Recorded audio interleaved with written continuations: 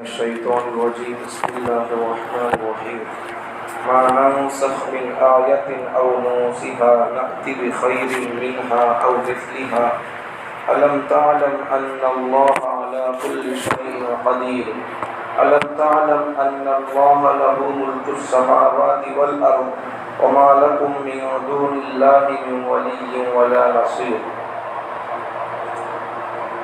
اللہ تعالیٰ ارشاد فرماتے ہیں جب ہم کسی آیت کو منسوخ کر دیتے ہیں او ننسیہا یا اس آیت کو بھلا دیتے ہیں نأتی بخیر منہا تو اس آیت کے بدلے اس پہلے والے حکم کے بدلے میں اس سے بہتر حکم لے کر آتے ہیں او مثلہا یا پہلے والے حکم کی طرح ہی کوئی حکم لے کر آتے ہیں۔ الم تعلم ان اللہ علی کل شیء قدیر، کہ آپ نہیں جانتے کہ بے شک اللہ تعالیٰ ہر چیز پر قادر ہے۔ الم تعلم ان اللہ لہ ملک السماوات والارض، کہ آپ نہیں جانتے کہ بے شک اللہ ہی کے لیے ہے آسمان و زمین کی بادشاہت۔ وما لکم من دون اللہ من ولی ولا نصیر، اور تمہارے لیے اللہ کے سوا نہ کوئی دوست ہے اور نہ ہی کوئی مددگار ہے۔ کل بات چل رہی تھی اللہ تعالیٰ پہلے ایک حکم دیتے ہیں، پھر بعد میں اللہ تعالیٰ اس حکم کے بدلے میں کوئی حکم دیتے ہیں اس پہلے والے حکم کو ختم کر کے، یا پھر پہلے والے حکم کو اللہ تعالیٰ بھلا دیتے ہیں، پہلے والے حکم کی طرح ہی کوئی حکم لے کر آتے ہیں۔ اس پر ایک آدمی نے یہی اعتراض کیا تھا یہودیوں نے کہ ایک ایسی اللہ کی کتاب ہے کہ کل کو تمہارے اللہ ایک حکم دیتے ہیں، پھر دوسرے دن تمہارے اللہ ایک حکم دیتے ہیں، تو پھر حکم کے اندر تبدیلی ہے، کل ایک حکم آج ایک حکم، تو پھر یہ قرآن تمہارے اللہ کا کلام کیسا ہوا؟ تو اس بہانے سے لوگ چھٹانے لگے تھے۔ تو اسے بولتے پہلے ایک حکم دیے اللہ تعالیٰ، پھر بعد میں ایک حکم دیے، تو بعد میں آنے والے حکم سے بعد میں اترنے والی آیت کے ذریعے سے پہلے والی آیت وہ منسوخ ہو جاتی ہے، اب پہلے والا حکم باقی نہیں رہتا، تو اسے بولتے ناسخ منسوخ۔ بعد والی آیت کے ذریعے سے پہلے والی آیت یا تو حکمن وہ ختم ہو جاتی ہے، یا تلاوتاً وہ ختم ہو جاتی ہے، یا حکمن باقی رہتی ہے، یا تلاوتاً باقی رہتی ہے، اسے بولتے ناسخ منسوخ۔ تو پہلے نبی صلی اللہ علیہ وسلم جب مدینے کو گئے تو مدینے کو جانے کے بعد میں 16-17 مہینے تک اس طرف منہ کر کے نماز پڑھ رہے تھے۔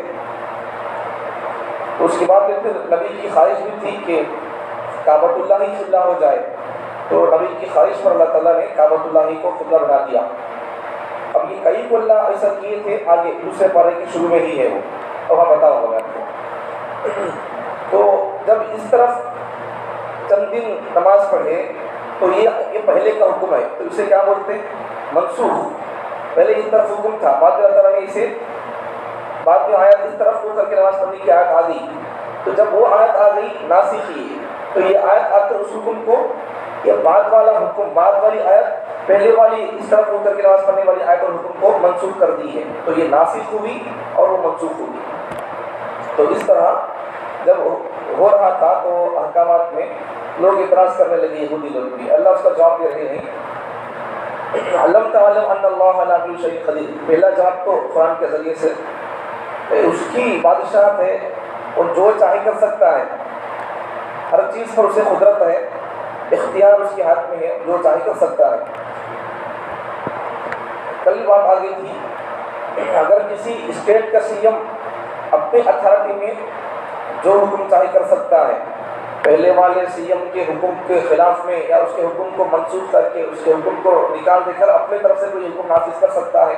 اب یہ جو ایک اسٹیٹ کا سی ایم ہے، اسے پورے ملک پر اس کی نہیں چلتی ہے۔ اچھا اگر پورے ملک کا بھی اگر پی ایم لے لیں گے تو اس کی بھی چلے گی اپنے ملک تک، دوسرے ملک میں مشکلیں چلے گی۔ تو اللہ تعالیٰ وہ صرف ایک ملک کا یا ایک ریاست کا سی ایم پی ایم نہیں ہے، بلکہ پوری دنیا اس کے کنٹرول میں ہے۔ تو پھر وللہ الم تعلم ان اللہ لہ ملک السماوات والارض، آپ نہیں جانتے کہ اللہ ہی کے لیے ہے آسمان و زمین کی بادشاہت؟ اب جب اس کے اختیار میں ہے زمین و آسمان کی بادشاہ، تو پھر وہ جو چاہے کر سکتا ہے، ہم کو اس کے کسی کام پر اعتراض کرنے کا، سوال اٹھانے کا حق ہی نہیں ہے۔ جب ہمارے کو حق ہی نہیں ہے تو پھر اعتراض کرنا یہ حماقت والی بات ہے۔ آپ دیکھو، یہی اسی قسم کا اعتراض آج سے 100 سال پہلے آریہ سماج کا ایک آدمی تھا، اس کا نام تھا دیانند سرسوتی، دیانند سرسوتی۔ یہ آدمی بڑا عقل مند آدمی تھا، منطقی آدمی تھا، فلسفی آدمی تھا، لیکن بڑا منہ پھٹا تھا، ہر کسی بات پہ اعتراض کرتا تھا، لیکن اسے قرآن کے بارے میں نالج تھا۔ جب ہم مسلمانوں کو معلوم نہیں ہے ناسخ منسوخ کسے بولتے بول کر، اب معلوم ہو رہا ہے، تب اسے معلوم تھا۔ ان کیا اعتراض کرتا تھا اور کیا بول کر دیکھو، احکام میں نسخ بھی ہوتا ہے۔ قرآن میں تمہارے احکامات میں کچھ احکامات اللہ پہلے ایک حکم دیا، بعد میں حکم دیا، تو وہی بول رہا ہوں۔ اب دیکھو، اسے ناسخ منسوخ معلوم ہے تو اسے قرآن کے بارے میں کتنا کرنا اس کا، اب یہ علم چونکہ نہیں آتا، یہ تفسیر کا شریک ہوگا تبھی تو بول رہا ہے۔ تو ان کیا اعتراض کر رہے ہیں، احکام میں نسخ بھی ہوتا ہے۔ نسخ کا مطلب وہی، کل ایک حکم آج ایک حکم، پہلے اللہ کے حکم دیتے، بعد میں اس حکم کو ختم کر کے دوسرا حکم دیتے ہیں، تو احکام میں نسخ بھی ہوتا ہے۔ یہ اس کا اعتراض ہے دیانند سرسوتی کا۔ کل رب کا حکم وہ تھا اور آج یہ حکم ہے، تو پھر کیا رب کو معلوم نہیں ہوتا کہ کل میں نے کیا حکم کرنا تھا، آج میں نے کیا حکم کرنا ہے؟ تو اللہ کو، تمہارے اللہ کو معلوم نہیں کیا کل میں کیا بولنا تھا، آج میں کیا بولتا ہوں بول کر اعتراض کر رہا ہے اللہ پر۔ اب دیکھو اس کے اعتراض کا جواب دیکھو، ہمارے بزرگ دیتے آ رہے پہلے سے۔ اب اس قسم کے آدمیوں کو، منطقی فلسفی آدمیوں کو، ان کو الزامی جواب دینا پڑتا، قرآن سے حدیث سے جواب ان کو دینے کی ضرورت نہیں، اور سمجھتے بھی نہیں۔ ایک بات یاد رکھ لو، اگر آدمی سوال اسلام پر یا اسلام کے کسی حکم پر اندر والا، مطلب مسلمان اگر سوال کرے گا تو اس کے لیے جواب ہوگا قرآن حدیث کے ذریعے سے، صحابہ کی زندگی سے، صحابہ کی سیرت سے، نبی کی سیرت سے، اور پھر فقہا کے اقوال اور اجتہاد اور استنباط سے سوال کا جواب دیا جائے گا۔ لیکن جب سوال کرنے والا آدمی باہر والا ہوگا تو پھر اس کے لیے جواب عقلی اعتبار سے دینا پڑے گا، الزامی جواب بولتے ہیں، تو الزامی جواب دینا پڑے گا۔ ابھی سے قرآن حدیث سے جواب دیں گے تو پھر جان رہا قرآن پر، اسے نہیں چلے گا، اس لیے اسے عقلی اعتبار سے اسے جواب دینا پڑے گا، الزامی جواب۔ تو حضرت قاسم نانوتوی رحمۃ اللہ علیہ سے جواب دیتے، کئی قسم کے جواب دیے سے۔ نمبر 1، حکم پہلے ایک بعد میں ایک، تو ایک نسخہ ڈاکٹر کیا کرتا ہے، پہلے ایک نسخہ تجویز کرتا ہے، پھر کچھ مدت کے بعد بدل دیتا ہے، اس کی بیماری کے حساب سے نسخے کا بدلنا حکمت ہے۔ پہلے ہمارے لیے وہ حکم تھا، مطلب اس طرح پڑھ کر کے، مثال دے رہا ہوں، اس طرح پڑھ کر کے پڑھنے کا حکم تھا، تو پہلے ہمارے لیے وہ دو، تو بیمار آدمی کے پہلے کیا کرتا ہے، کوئی اور دوائی دیتا ہے، بعد میں پھر دوسری دوائی دیتا ہے، تو دوا پہلے وہ دوا مفید تھی اور اب یہ دوا مفید ہے، فائدہ مند ہے۔ تو جس طرح دوا بدلتے ہیں ویسے غذا بھی بدلتے ہیں۔ اگر کوئی ڈاکٹر کو اعتراض کرے گا کہ بھائی تم کل کو ایک دوا دیا تھا، کل کو یہ کھاؤ کو بولا، آج یہ کھاؤ بولتا ہے، آج یہ بھی کھا سکتے غذا بول کر بول رہا ہے، تو اگر ڈاکٹر پہلے ایک دوا دیا اب دوسری دوا دے رہا ہے، یا پھر کل کو وہ کھانا کو بولا آج وہ کھاؤ بولتا ہے، تو ڈاکٹر پہلے ایک حکم دیا بعد میں حکم دیا بول کر اگر کوئی بندہ ڈاکٹر پر اعتراض کرے گا تو پھر اعتراض کرنے والے آدمی کو بیوقوف سمجھا جائے گا۔ جب ڈاکٹر پر اعتراض کرنے والے کو بیوقوف سمجھا جائے گا، جبکہ ڈاکٹر خدا نہیں ہے، تو پھر خدا پر اعتراض کرنے والے کو کیا کہا جائے گا، مہا بیوقوف کہا جائے گا۔ ایک تو یہ دوا بدلتی ہے، غذا بدلتی ہے طبیعت کے حساب سے، جب دوا اور غذا بدلتی ہے طبیعت کے حساب سے تو پھر اس پر کوئی اعتراض نہیں کرتا۔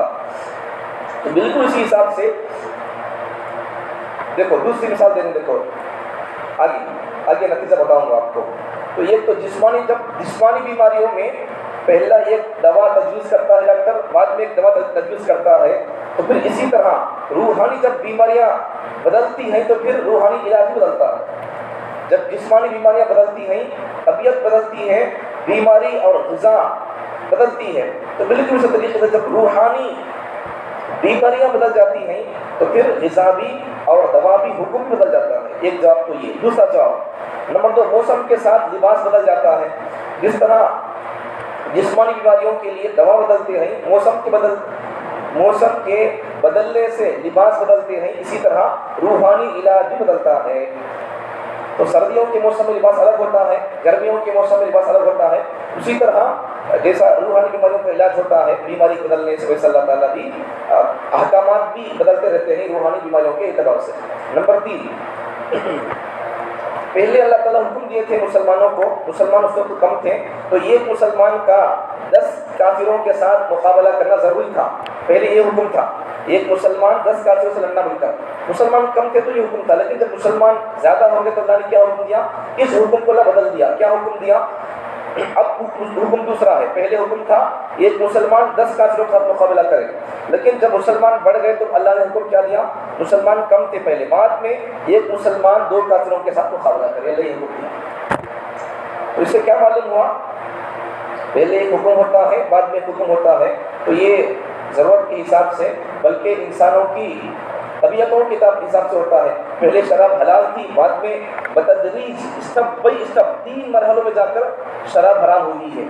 پہلے اللہ تعالیٰ حکم مشورہ دیے لوگوں کو. دوسرے پر بھی مشورہ ہے، لب کو پی تو اچھا رہتا، پیئیں گے تو نقصان ہوگا. اللہ یہ حکم اللہ نے مشورہ دی. اس کا جو نفع ہے، اس کے نفع سے بھی اس کا نقصان بڑا ہوا ہے. اللہ تعالیٰ لوگوں کو مشورہ دے رہے ہیں. دیکھو یسألونک عن الخمر والمیسر، ابھی اللہ سے فرماتے ہیں پیغمبر آپ سے لوگ آ کر پوچھیں گے خمر عن الخمر، شراب کے بارے میں، والمیسر جوا کے بارے میں پوچھیں گے لوگ آ کر. آپ کہہ دیجیے قل، آپ کہہ دیجیے فیہما، جوا اور شراب ان دونوں میں اثم، یہ دونوں اثم کبیر، 2 بڑے گناہ ہیں. ومنافع للناس، اور لوگوں کے لیے، لوگوں کے حساب سے لوگ سمجھتے ہیں اس کا فائدہ ہے بول کر، تو لوگوں کے حساب سے کیا ہے؟ لوگ نفع سمجھتے ہیں اس میں. منافع للناس وإثمهما، لیکن ان دونوں کا گناہ اکبر من نفعهما، ان دونوں کا گناہ ان دونوں کے نفع سے بڑھ کر ہے. ان 2 چیزوں کا، شراب اور جوے کا، ایک طرف نفع ہے ایک طرف نقصان ہے، تو ان کا گناہ اور نقصان ان کی نفع سے بڑا ہوا ہے. تو اللہ یہاں کیا دے رہے؟ سمجھا رہے اللہ تعالیٰ، نفع کو بھی سمجھا رہے، نقصان بڑا ہوا ہے نفع سے، اللہ یہ سمجھا رہے. پھر آگے اللہ تعالیٰ ایک نقصان کیا ہے اللہ وہ دکھائے، پریکٹیکلی نقصان دکھائے. کوئی صحابی 5 پارے میں آئے گا، وہ تو ایک نماز پڑھا رہے تھے مغرب کی نماز میں، ان سے غلطی ہو گئی. شراب پہلے حرام نہیں تھی، شراب پی کر آ گئے، تو اللہ تعالیٰ جب نماز پڑھ کے شراب پی کے نماز کے وقت میں نماز کو آ گئے، تو جب نماز میں غلطی ہوئی، تو پھر اللہ تعالیٰ ان کو غلطی دکھا کر اب بولے ان کو دیکھو آپ غلطی ہو گئی نہیں، اب ختم کر دو اسے. نماز کے وقت تینوں کو پہلے اللہ مشورہ دیے، نقصان بلّہ کے بول کر، پھر اللہ آگے کیا سمجھا رہی؟ دیکھو نماز کے ٹائم میں نہ کو پیو خالی، ورنہ پھر نماز میں غلطی ہو جائے گی، اللہ یہ دکھائے. بعد میں تیسرا مرحلہ اللہ تعالیٰ حرام کر دیے. دیکھو اب بس ختم، مشورہ بھی ہو گیا ہمارا، اور پھر پریکٹیکلی ہم تمہارے کو غلطی کیا ہوتی دکھائے، اب بس ختم، اب کیا بھی نہیں ہے، نیکسٹ حرام ہی کرنا ہے، حرام ہوگی نہ کو پیو. اللہ تعالیٰ حکم دے دیے. 7ویں پارے میں اللہ حکم دیا حرام، شراب کے حرام کا. تو دوسرے پارے میں مشورہ ہے اللہ کا، شراب نہ کو پیو بول کر نقصان ہے بول کر. 5ویں پارے میں اللہ تعالیٰ نے وہ نقصان کیا ہوتا ہے نماز میں بتایا. اللہ تعالیٰ نماز میں شراب پی کر آؤ گے تو پھر تمہارا دماغ ٹھکانے میں نہیں رہے گا، نقصان دکھایا 5ویں پارے میں. دوسرے پارے میں مشورہ ہے، اور 5ویں پارے میں نقصان کیا ہے اس کا اللہ بتا دیے، عقل ٹھکانے میں نہیں رہے گی.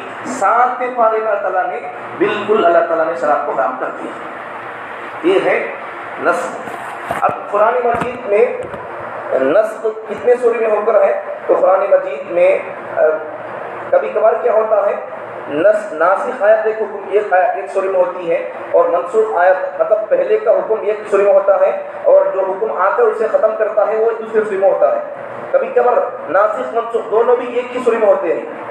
ایسا کچھ ذرا سمجھو، جن صورتوں میں صرف ناسخ آیات ہے تو بعد والا حکم آ کر پہلے والے حکم کو ختم کرتا ہے. تو جن صورتوں میں صرف ناسخ یہ آ کر یہ بعد والا حکم آ کر پہلے والے حکم کو ختم کرتا ہے وہ ناسخ، تو وہ آیت وہ کل 6 صورتوں میں ہے. اچھا ایک تو یہ ہو گیا ناسخ آیاتیں، بعد والا حکم، یہ 6 صورتوں میں ہے. جن صورتوں میں ناسخ منسوخ پہلے والا حکم بعد والا حکم دونوں بھی ہیں وہ 25 صورتوں میں ہے. یہ ہو گیا. جن صورتوں میں صرف منسوخ آیات ہے، بعد والا حکم پہلے کا حکم ہے، تو پھر وہ کتنے سورے ہیں؟ 40 سورے ہیں. جن صورتوں میں ناسخ منسوخ نہیں ہے، ناسخ بعد والا حکم بھی نہیں ہے پہلے والا حکم بھی نہیں ہے، تو وہ 40 پر 3 سورے ہیں. تب اس کو چھوڑ کر اس طرح کلی طور پر 70 پر 1 صورتیں ایسی ہیں جن میں ناسخ منسوخ نہیں ہیں. تو ٹوٹل 70 پر 1 سوروں میں ناسخ منسوخ کا حکم نہیں ہے، اس کے علاوہ بقیہ 40 سورے میں ناسخ منسوخ کا حکم چل رہا ہے۔ تو یہ کچھ باتیں علمی باتیں تھیں، لیکن آپ کو سمجھا دیں علمی باتیں مطلب چھوڑنا نہیں ہے، اگر چھوڑیں گے تو پھر وہ پھر دور ہو جائے گا مسئلہ۔ کوئی بات مشکل نہیں ہے، آسانی ہے۔ یہ باتیں ہمیں کو سمجھنے پڑھنے کے لیے 8ویں سال یا 7ویں سال پڑھاتے ہیں عالم کورس کے مدرسے میں، تو آپ کو آسانی سے ایک دن مدرسے میں بیٹھنے کی ضرورت نہیں پڑی۔ تو وہ لوگ کیا سمجھتے ہیں یہ سب علمی باتیں ہیں، سمجھ میں نہیں آتے، کئی کو سمجھ میں نہیں آتے۔ اب کتنے سمجھ میں آ گئے، ہم 7 پارے تک جا کر واپس آ گئے، پھر دوسرے پارے تک۔ تو مطلب کیا ہے ناسخ منسوخ کا مطلب کیا ہے؟ اللہ تعالیٰ پہلے حکم دیتے ہیں، پھر بندوں کی طبیعت کو اللہ سامنے رکھ کر پھر اللہ تعالیٰ دوسرا حکم دیتے ہیں۔ جب دوسرا حکم آ جاتا ہے تو پھر دوسرے والے حکم کے ذریعے سے پہلے والا حکم ختم ہو جاتا ہے، اسے بولتے ہیں ناسخ منسوخ۔ یہ قرآن مجید کے اندر کئی جگہوں پر ہو کر ہے، یہ کئی کو ہوا ہے، انسانوں کی ہی آسانی کے لیے ہو کر ہے۔ تو اس کی کئی آیتیں آگے بھی آئیں گی، ایک مثال دیتا ہوں سمجھنے کے لیے۔ تو پہلے اللہ نے حکم دیے تھے بیوہ عورت کے لیے کہ جب شوہر مر جائے تو 1 سال تک عدت گزارو، یہ حکم دیا اللہ تعالیٰ، دوسرے پارے کے اندر ہے۔ پہلے حکم تھا، کیا حکم تھا؟ 1 سال تک شوہر مر گیا تو عدت گزارو بول کر حکم تھا۔ 1 سال تک گزارنا مشکل ہے، دم نکل جاتا پھر، یا عورتیں 4 مہینے تک بھی نہیں بیٹھ رہی۔ تو پہلے حکم تھا 1 سال تک، تو پھر بعد میں اللہ حکم کیا دیے؟ میں کو ضرورت نہیں ہے ورنہ 4 مہینے 10 دن کافی ہے بلکہ اللہ تعالیٰ دوسرا حکم دے دیے۔ اب یہ جو دوسرا حکم ہے، یہ دوسرا حکم آ کر 4 مہینے 10 دن والا حکم آ کر کیا کر دیا؟ وہ پہلے والے حکم اور پہلے والی آیت کو منسوخ کر دیا۔ اسی کو بولتے ہیں ناسخ منسوخ۔ پہلے والے حکم کو بولتے ہیں منسوخ اور بعد والے حکم کو بولتے ہیں ناسخ۔ یہی ہے سبق کا خلاصہ۔ جب اللہ کو پوری دنیا پر کنٹرول ہے تو وہ جو چاہے کر سکتا ہے، اور وہ بھی جو کر رہا ہے اللہ تعالیٰ وہ اپنی ذات کے لیے نہیں ہے، انسانوں کے نفع کے لیے اللہ تعالیٰ سب حکم دے رہے ہیں۔ اللہ تعالیٰ ہم تمام کو اللہ کے کلام کے ناسخ منسوخ اور علمی باتوں کو سمجھنے کی توفیق عطا فرمائے۔